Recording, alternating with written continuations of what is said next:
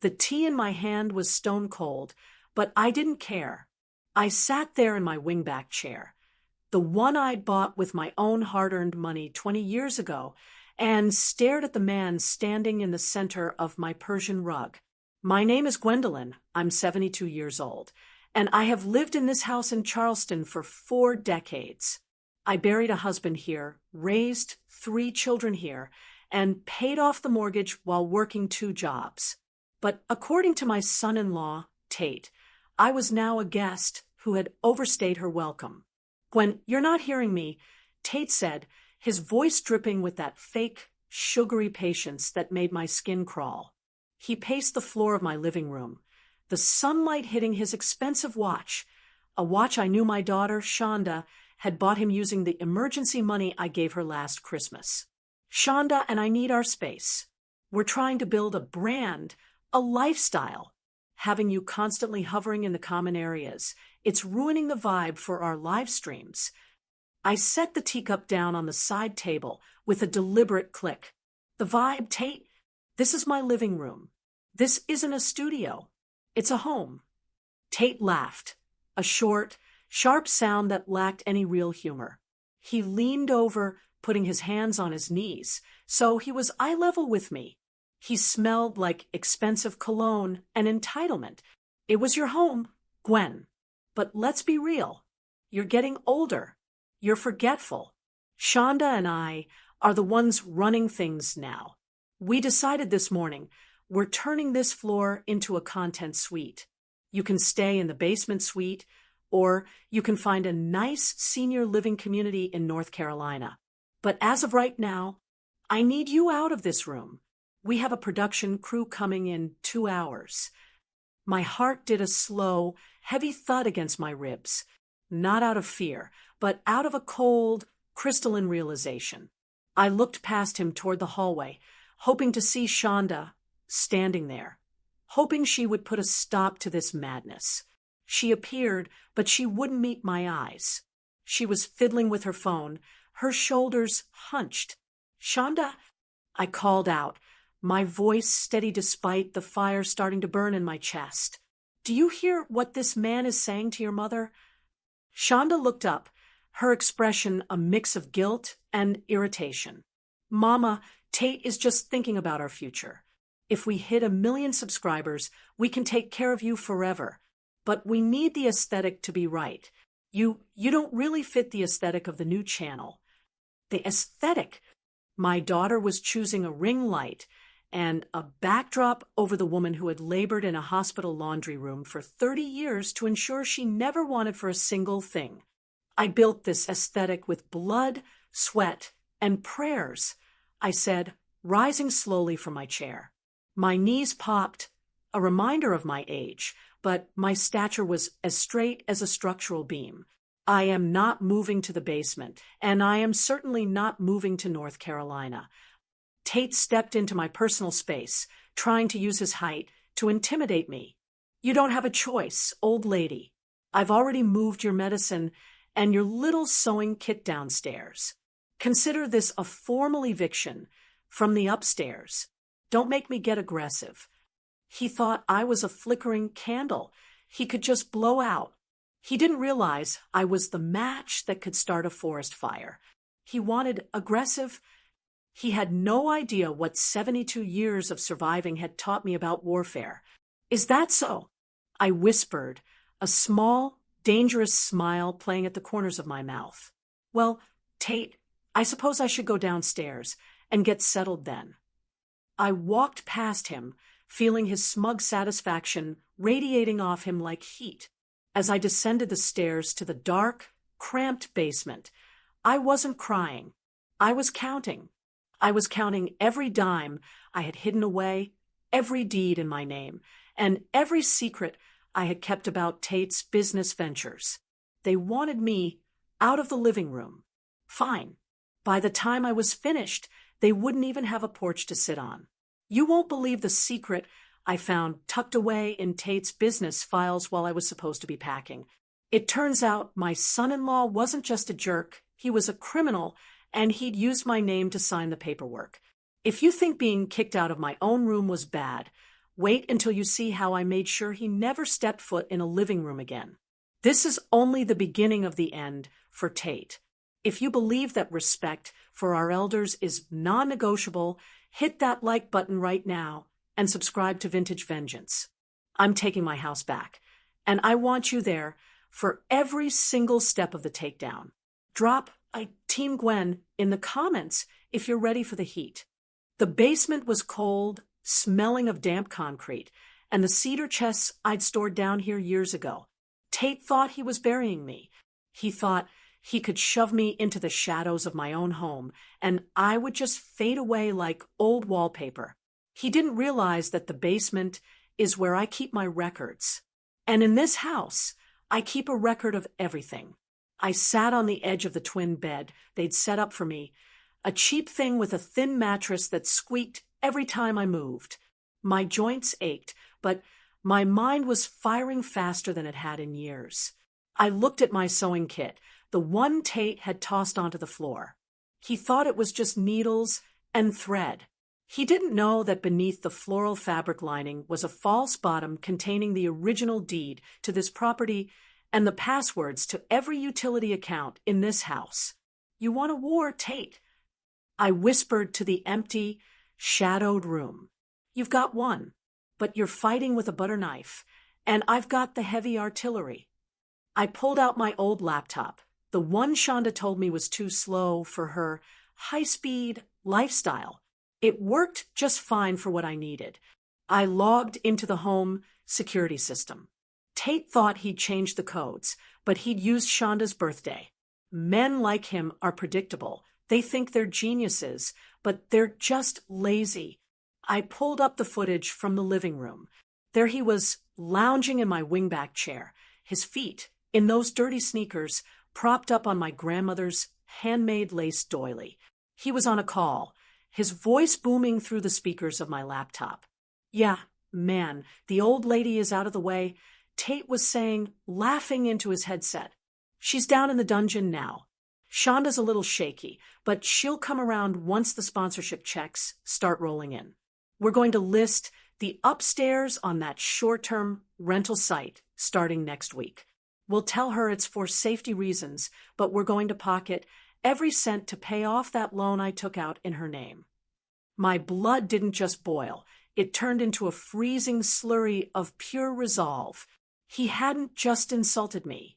He had committed identity theft. He'd taken out a loan using my credit, my reputation, and my hard-earned history. I navigated through my bank portals. There it was, a business development loan for $40,000. The signature on the digital document was a shaky, pixelated version of my own. He'd forged it. He was using my house as collateral for a lifestyle brand that consisted of him sitting in my chair and talking nonsense to a camera. I looked at the date the loan was processed.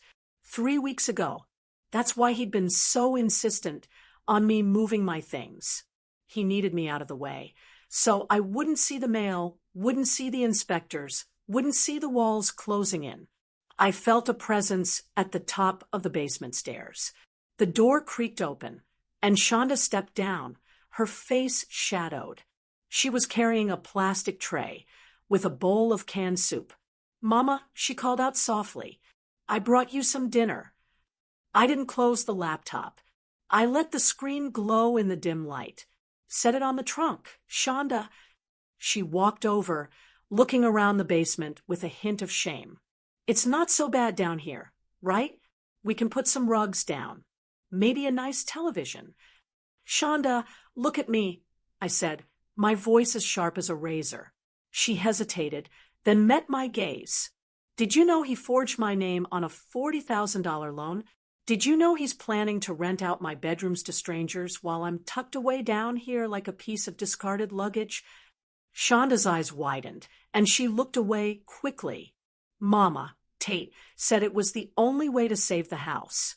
He said the property taxes were going up, and we were going to lose it anyway. "That is a lie," I said, standing up. I might be 72, but I felt like I was 25 and ready to fight for my life. "The taxes are paid through next year. I have the receipts in that filing cabinet right behind you. He's gambling with my life, Shonda, and you're holding the cards for him. He's my husband, Mama. Shonda snapped, her voice rising in a desperate pitch. I have to support him. You don't understand how hard it is out here now. We need this win. You're choosing a win over your mother's roof. I shook my head. Go back upstairs. Shonda, tell Tate the soup was cold. And tell him I hope he enjoys that chair while he still can. She hurried back up the stairs, the door slamming shut behind her. I heard the lock click. They were locking me in. They actually thought a simple deadbolt could hold back a woman who had survived the Jim Crow South and 3 decades of hospital shifts. I turned back to my laptop. I didn't just have the bank accounts. I had the contact information for the very production crew Tate was bragging about. I also had the number for my nephew, Terrell, who happened to be a high-ranking officer in the building inspector's office. If Tate wanted to turn my home into a content suite, I was going to make sure the content was something he never expected. I began typing an email, my fingers flying across the keys. To Charleston Building and Safety Office. Subject: Urgent report of unpermitted commercial construction and safety violations. I wasn't just going to stop him. I was going to dismantle his entire world, brick by brick. By the time I was done, the only vibe in this house would be the smell of his defeat. The next morning, the house was buzzing by 8 a.m. From my position in the basement, I could hear the heavy thud of boots on the hardwood floors, my floors. Tate was shouting orders, his voice full of that misplaced authority he loved so much. I sat in the dim light, sipping a thermos of coffee I'd kept hidden. I wasn't rushing. A queen doesn't rush to her own coronation, and she certainly doesn't rush to an execution. Move that lighting rig to the corner. Tate yelled, Shonda, get the makeup ready. The sponsors are watching the pre-stream in 30 minutes. I checked my phone. I had a text from my nephew, Terrell. On my way, Auntie Gwen. I brought the heavy hitters with me. Stay put until you hear the whistle. I smiled. It was a cold, sharp smile that hadn't been seen since I had to handle an unruly floor manager back at the hospital in '85. Upstairs, the front door chimes rang. I heard Tate's footsteps racing toward the entry. Welcome, welcome. You guys are right on time. Let's get this set up. I want the gold leaf background behind the wingback chair. Then, a voice I recognized, deep, official, and utterly unimpressed. Mr. Tate Vance? I'm Inspector Miller from the City of Charleston Building and Safety Department. We received an anonymous tip regarding unpermitted commercial construction and hazardous electrical modifications in a residential zone. The silence that followed was so thick I could almost taste it. Construction? No, officer. Wait, Inspector. Tate stuttered. We're filming. It's a home studio. Perfectly legal. Actually, sir, another voice piped up. This one was Terrell, sounding every bit the professional. We have records of a $40,000 business loan tied to this address for structural renovations. Since no permits were filed with the city, and this is a historical preservation district, we're going to need to see the blueprints. Now, I stood up, smoothed out my housecoat, and walked to the basement door. I turned the handle. Locked, just as I expected. I didn't pound on it. I didn't scream. I took a heavy metal sewing shear from my kit and jammed it into the gap between the door and the frame, leveraging my weight. With a splintering crack, the cheap wood gave way. I walked up the stairs, stepping over the debris. I emerged into the kitchen just as the production crew, who looked more like confused college kids with cameras, were being ushered out the front door by a second inspector. Tate looked like he'd seen a ghost. His face was a sickly shade of gray. Shonda was standing by the sink, her hands shaking so hard she dropped a glass. It shattered on the floor. Mama, Shonda whispered. How did you? The door was an insult, Shonda, I said, walking into the living room. I looked at the two inspectors. Good morning, gentlemen. I'm Gwendolyn, the sole owner of this property. Is there a problem? Terrell winked at me, though his face remained stone cold for Tate's benefit. Ma'am, we found several violations. High voltage lighting rigs plugged into a residential grid without a surge suppressor, and evidence of a commercial enterprise being run without a business license in a Class A residential zone. We're going to have to cordoning off the studio area immediately. You can't do that, Tate roared, his bravado returning for a fleeting second. I have a contract. I have sponsors. And I have the deed, I said, stepping forward until I was inches from his face. And I have the police on speed dial for the identity theft you committed to get that loan. Terrell, would you mind showing Mr. Vance the red tag notice? Terrell pulled out a bright neon orange sticker and slapped it right onto the back of my wingback chair. This room is officially condemned for occupancy until a full electrical and structural audit is performed. That means nobody sits here. Nobody films here. And since the kitchen is on the same circuit, the power to the appliances has to be cut for safety. Tate looked at the orange tag, then at me. The realization hit him. His content suite was dead. His stream was canceled. And his debt was just beginning to catch up with him. You old bat, Tate hissed, leaning in close so the inspectors couldn't hear. You just ruined Shonda's future. You think you're smart? That loan is in your name. If I don't pay it, you lose the house. I leaned in even closer, the scent of my peppermint tea clashing with his desperation. Oh, Tate, I already called the bank, since the signature was a digital forgery, and I've filed a police report this morning. The loan is being flagged as fraudulent. They aren't coming for my house. They're coming for you. The blood drained from his face entirely. The orange tape across my living room door looked like a finish line, and Tate was the one who had just tripped and fallen flat on his face. But as the inspectors packed up their clipboards, I saw a look in Tate's eyes that I didn't like. It wasn't just defeat.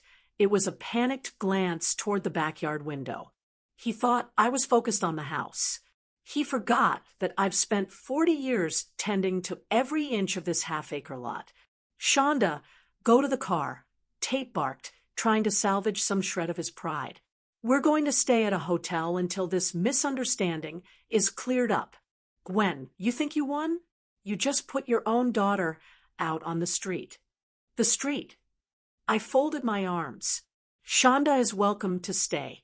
In the basement. Since she likes the vibe down there so much.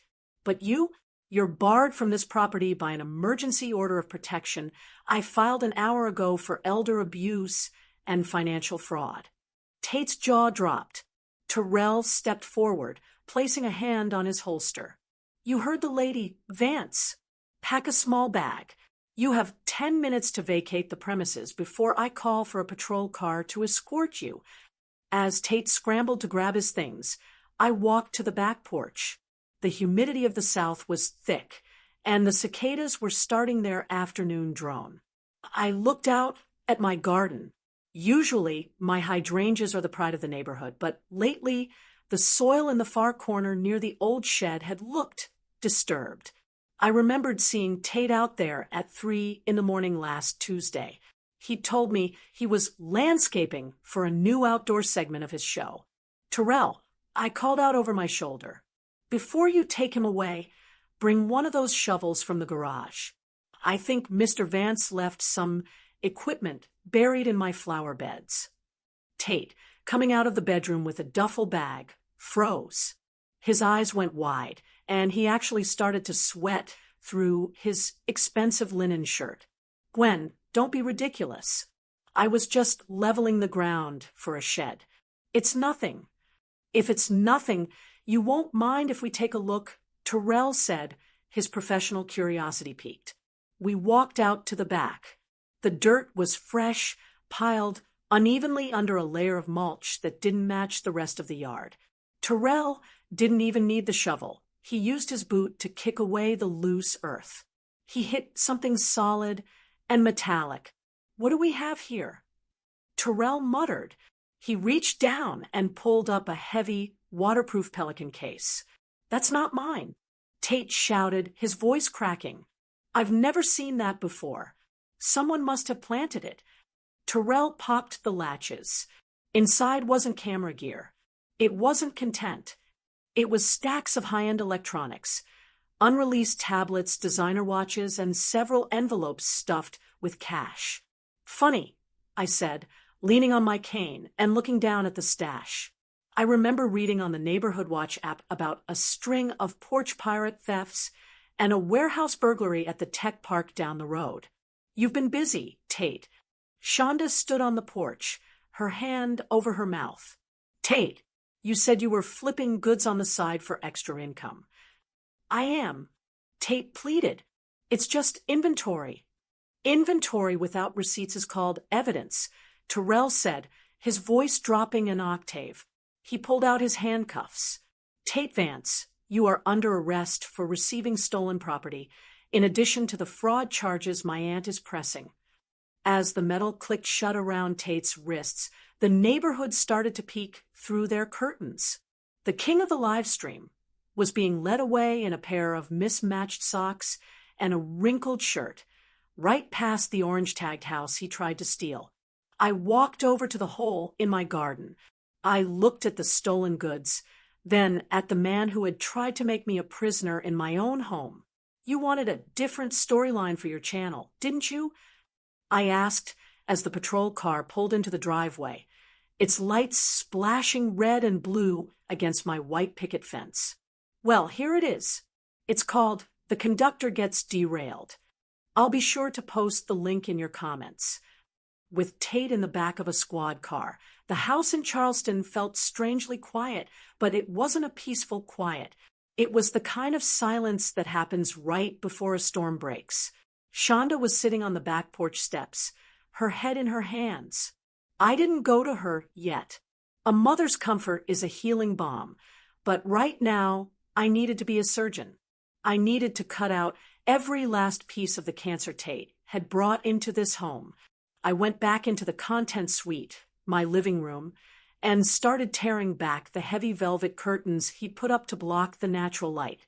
Underneath the window casing, I noticed a loose floorboard. It wasn't just old age. The wood had been pried up recently. I grabbed a flathead screwdriver and popped it. Tucked inside a wool sock was a second phone. A burner, as the kids call it. It was plugged into a small power bank, still glowing with a notification. I didn't need a passcode. The fool had his Face ID set up, and a photo of him was stuck right on the home screen. I held it up to a framed picture of him on the mantel, and the lock clicked open. My heart hammered against my ribs as I scrolled through the messages. The most recent exchange was from a contact saved only as Diamond. Diamond, did the old lady sign the papers yet? My lease is up on the 1st. I'm ready to move into that master suite with the balcony. Tate, almost there, baby. Shonda is a mess, but she's under my thumb. Once the safety inspectors clear the basement, the upstairs is ours. Just keep the bags packed. We're going to be the new power couple of the South. I felt a coldness wash over me that had nothing to do with the air conditioning. He wasn't just trying to steal my house. He was planning to move his mistress into my bedroom while my daughter was tucked away in the basement. He was going to replace my family in their own home. I walked out to the porch, the burner phone gripped in my hand. Shonda, I said, my voice cracking for the first time. Look at me. She looked up, her eyes red and swollen. Mama, I'm so sorry. I should have listened. I wanted to believe he loved us. He loved the walls of this house, Shonda. He loved the equity in the dirt, but he didn't love you. I handed her the phone. Read this. Read what he was planning to do while you were downstairs, crying over his stress. I watched her face as she scrolled. I watched the grief turn into shock, and then the shock turn into a white-hot, righteous fury. Shonda has my eyes, but in that moment, she had my fire, too. He was going to bring her here. Shonda whispered, her voice trembling. To your house. To our life. Not on my watch, I said, sitting down beside her. And certainly not on yours. But Shonda, there's something else. Look at the date on those messages. He's been planning this for 6 months. Every business trip he took, he was with her, using my credit cards to pay for the hotels. Shonda stood up, wiping her face with the back of her hand. She didn't look like a victim anymore. She looked like a woman who was ready to help me burn his world down to the ground. What do we do, Mama? She asked. The police have him for the theft, but that might only be a few years. He'll come back. He'll try to sue for the improvements he made to the house. Oh, he's not coming back, I said, a dark sense of humor bubbling up. Because Diamond doesn't know he's in jail yet. And Diamond seems to be the one holding the keys to his offshore crypto account, the one he bragged about in these texts. I looked at the phone again. Tate had been funneling the stolen money into a digital wallet, thinking it was untraceable. But he'd shared the recovery phrase with Diamond to prove he was a high roller. Shonda, call your cousin Terrell back. Tell him we have more evidence. And then I want you to send a message from this phone. We're going to invite Diamond over for a little housewarming party. I was 72 years old, and I had spent my life being the bigger person. I had been graceful. I had been patient. But Tate had tried to take my home and my daughter's dignity. The time for grace was over. It was time for a reckoning that the neighborhood would talk about for decades. The sun began to dip behind the oak trees, casting long skeletal shadows across the driveway. Shonda and I sat on the porch swing side by side. We weren't hiding. We weren't cowering. We were waiting. According to the texts Shonda sent from the burner phone, Tate had told Diamond the coast was clear and the old lady had been successfully disposed of into a nursing home. Around 6:30 p.m., a sleek, neon-wrapped sports car, the kind that screams stolen money, pulled up to the curb. Out stepped a woman, half my age, wearing 5-inch heels and a dress that looked like it was held together by a prayer. She looked at my house like she was an empress inspecting a new province. Tate, she called out, swinging a designer handbag. Baby, this place is a little rustic, isn't it? We're definitely going to have to paint this whole thing white. I stood up, the wood of the porch creaking under my feet. The paint stays exactly as it is, I said, my voice carrying across the lawn like a gavel strike. Diamond froze. She looked up at the porch, her eyes hidden behind oversized sunglasses. She pushed them up onto her head, revealing a look of pure confusion. Who are you? The housekeeper?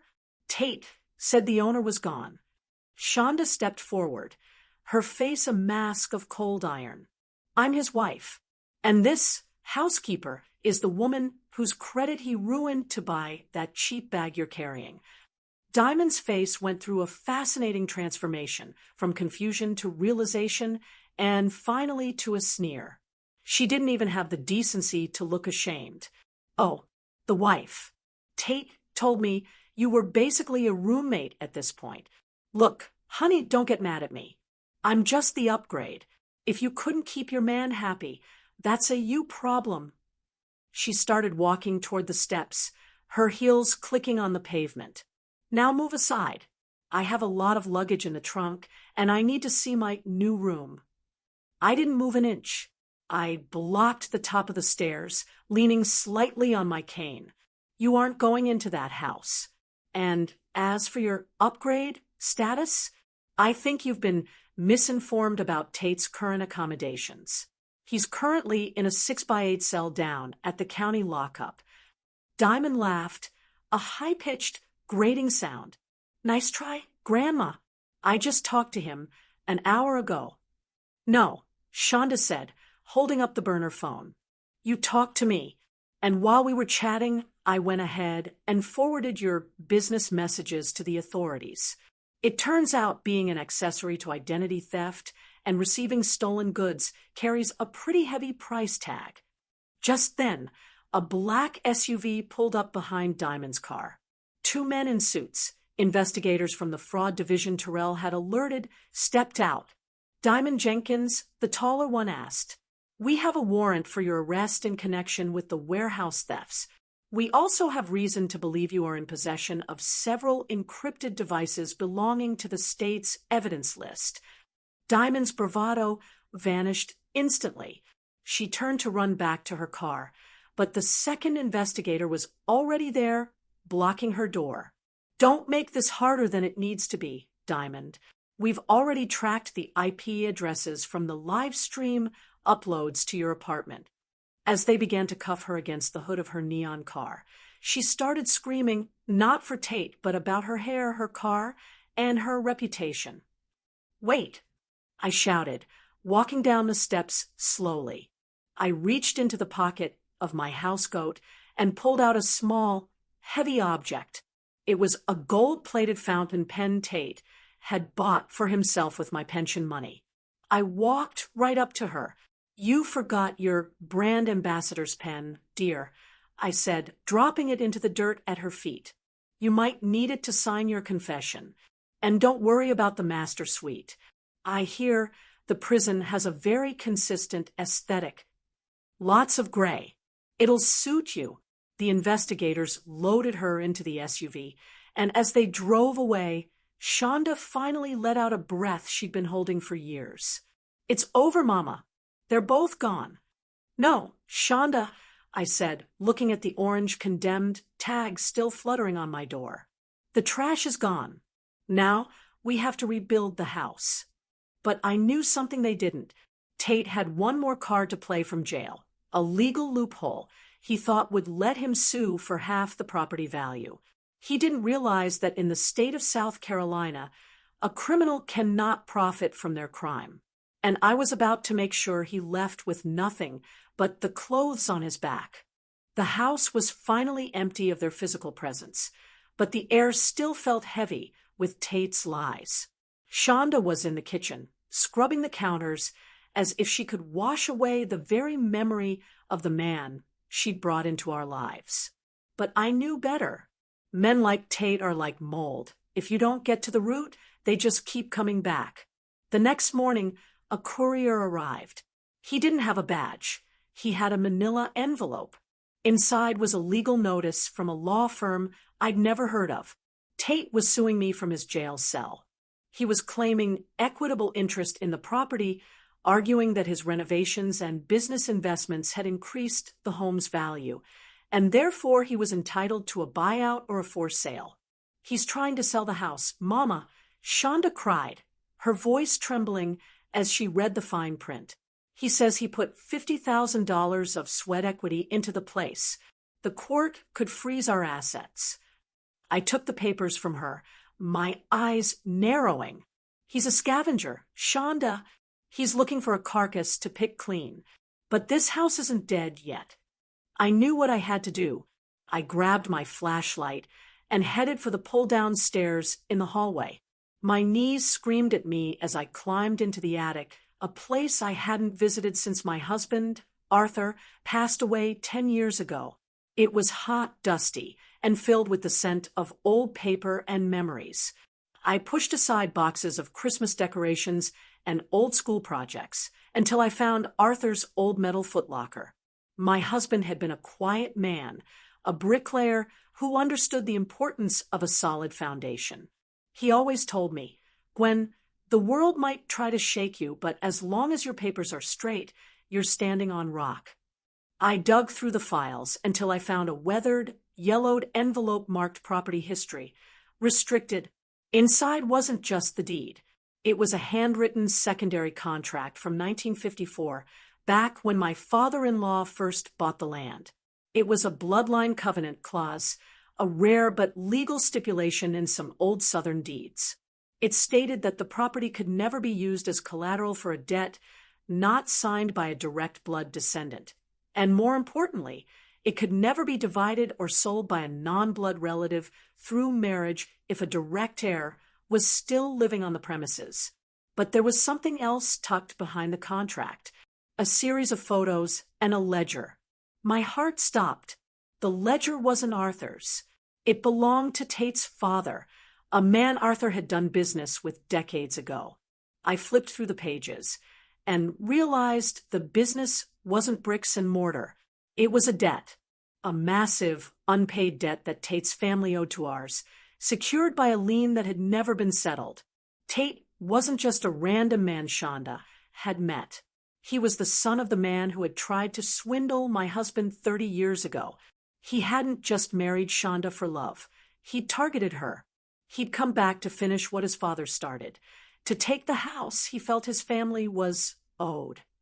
"You cobra," I whispered, the dust swirling in the beam of my flashlight. I headed back downstairs, the old papers clutched in my hand. Shonda was waiting at the bottom of the ladder. "What is it, Mama? What did you find?" "A motive," I said, handing her the ledger.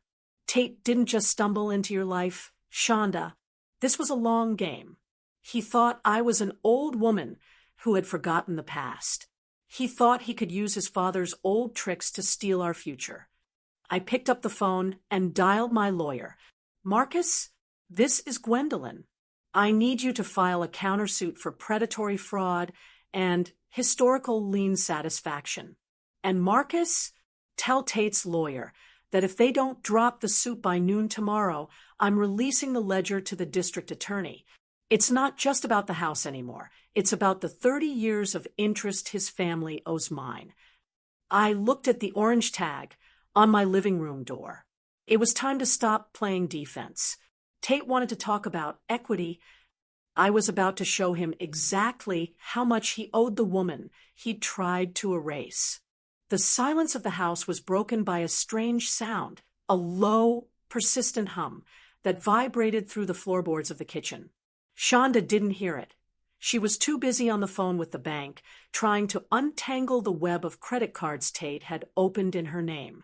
But at 72, my ears are tuned to the rhythm of this house. I know every creak of the stairs and every moan of the pipes. This hum was new. This hum was electrical. I walked toward the living room, where the orange condemned tape still hung like a warning.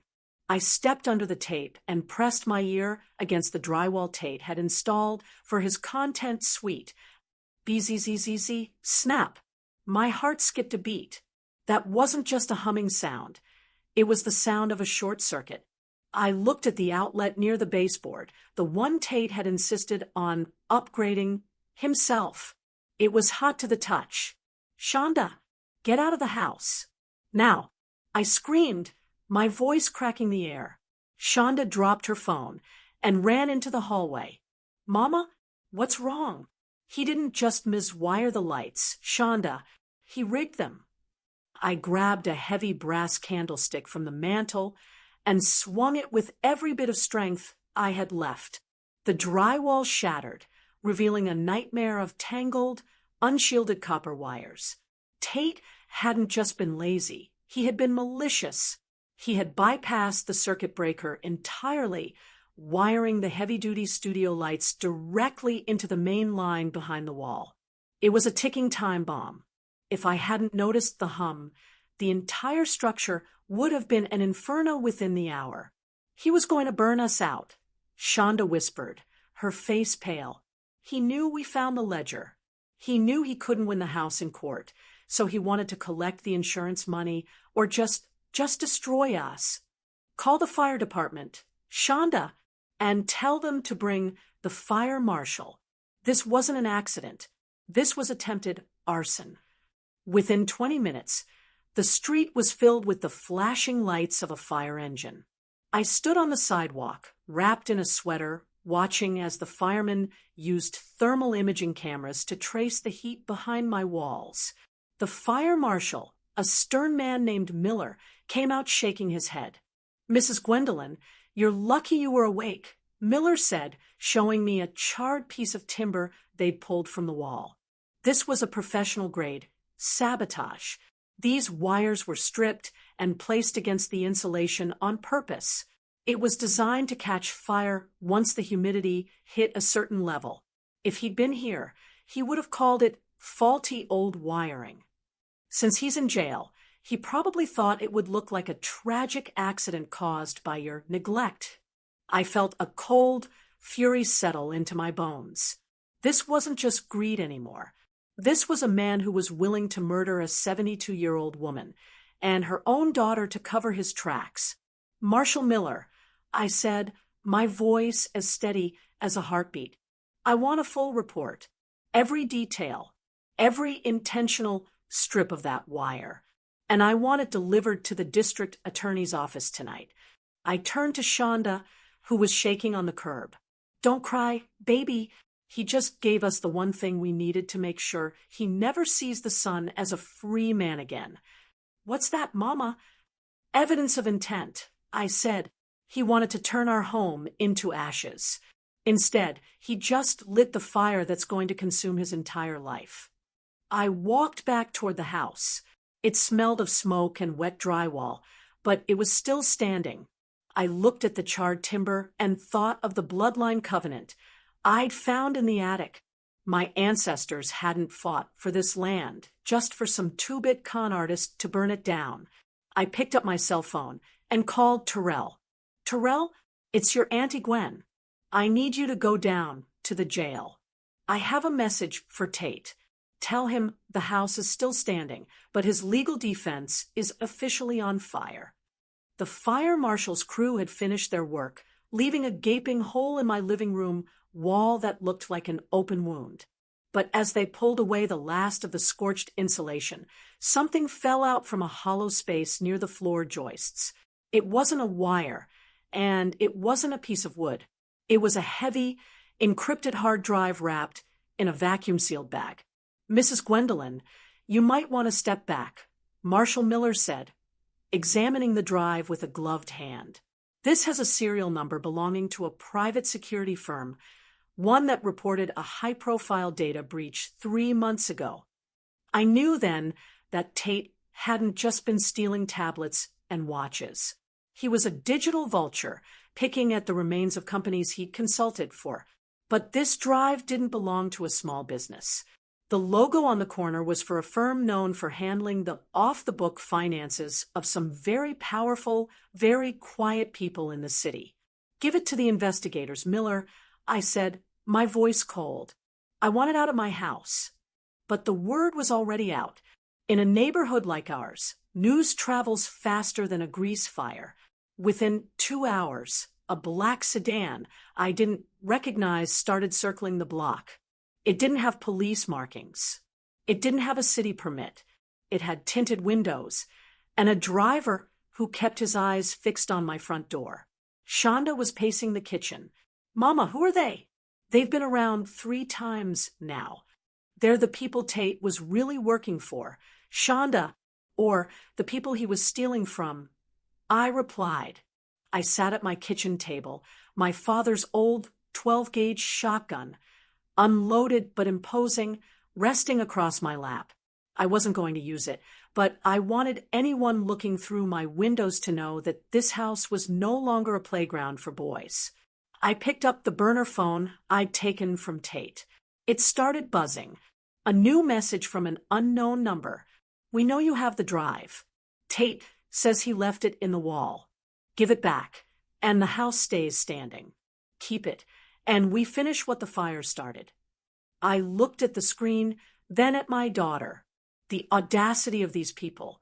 They thought they could threaten a woman who had seen the worst of this world and survived it all with her head held high. I didn't call the police this time. Not yet. I called Tate. Through some persuasion and Terrell's help, I got a direct line to the jail's common room. When Tate answered, he sounded like a man who had been chewing on glass. Gwen, is the house gone? He whispered, his voice trembling. The house is fine, Tate, I said, leaning back in my chair. But your friends in the black sedan are currently sitting outside my gate. They seem very interested in a certain hard drive you hid in the wall. You know, the one you told them I had. Silence. Then, a sharp intake of breath. Gwen, listen to me. Give it to them. Please. They'll kill me in here if they don't get that data back. I told them you'd cooperate. You told them I'd cooperate. I let out a dry, harsh laugh. You tried to burn me alive. Tate, you tried to steal my name and my legacy, and now you want me to help you pay off your debts to the mob. Gwen, please. I'll sign everything. I'll drop the suit. I'll confess to the arson. Just give them the drive. Oh, I'm going to give them something, Tate, I said, my voice dropping to a whisper that must have chilled his soul. I'm going to give them the GPS coordinates of where you hid their other missing funds. The ones you didn't tell them about. The ones I found in your diamond messages. You wouldn't. I already did. I lied. The fear on the other end of the line was palpable. And as for the drive, it's already in the hands of the Federal Bureau. If your friends want it, they can go pick it up at the downtown office. I'm sure the agents would love to meet them. I hung up. I looked out the window. The black sedan was still there. I stood up, walked to the front door, and stepped out onto the porch. I didn't hide. I stood in the light of the porch lamp, the bloodline covenant in one hand and my phone in the other. I pointed the phone at the car, making it clear I was recording their faces and their tags. The car sat for a long minute. Then the engine roared, and it sped off, disappearing into the night. They knew the game was up. Tate had tried to play everyone against each other, but he forgot that the house always wins, and I am the house. The Charleston courthouse felt like a tomb, cold and smelling of floor wax and old secrets. I wore my best Sunday suit, the navy blue one with the sharp shoulders, and carried my cane like a scepter.